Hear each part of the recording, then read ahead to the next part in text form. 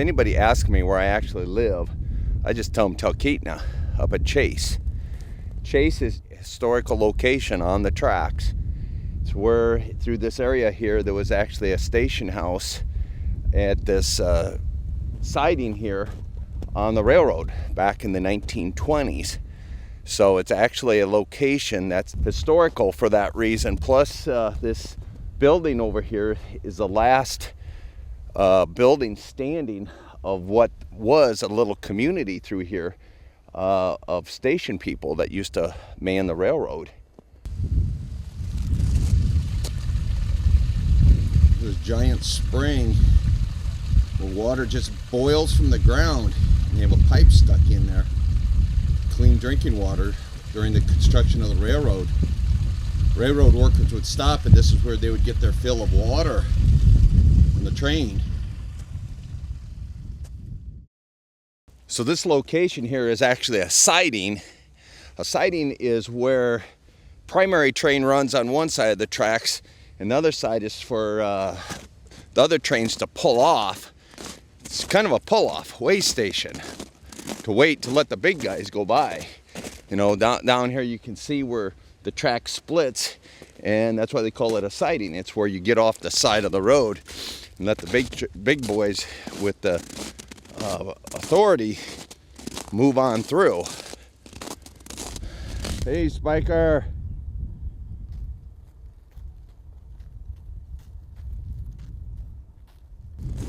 This stretch of the Alaskan Railroad through this area here, through the valley, is about 60 miles into the pure wilderness. The process in which I charge my batteries is kind of twofold. The solar panels here charge for the duration of the summer when I can. This car charger charges the rest. So during the winter months, I use a generator hooked up through here and run it into the cabin and thus charge my batteries. It's a pretty simple process that I'm using here. I have wires that are coming in and wires that are going out. To access into the cabin, I punched a hole through here using this PVC as an escape, as an access hole.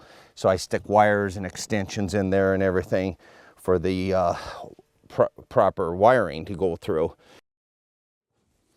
One thing on a solar panel that people aren't probably aware of, that it's actually got to be turned so as to track the sun.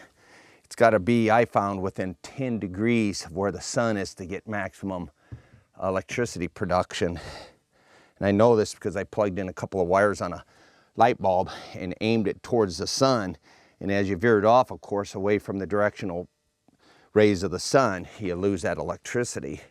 So it's always important for me to change this about 3 times during the day to get maximum access.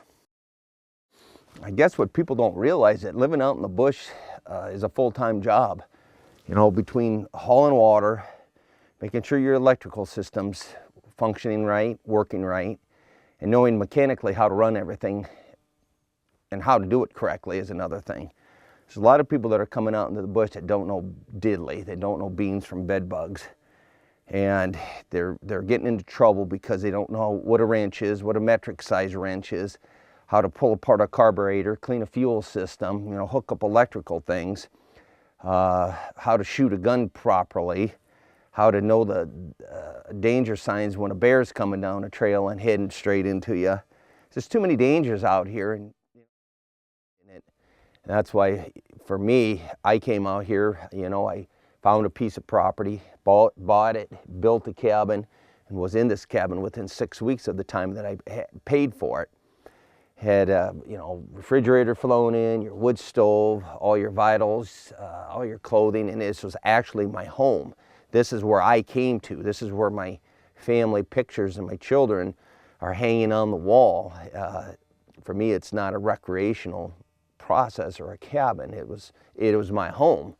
Even though it's 8 foot by 16, it held everything that I needed. All my lifelong possessions are here.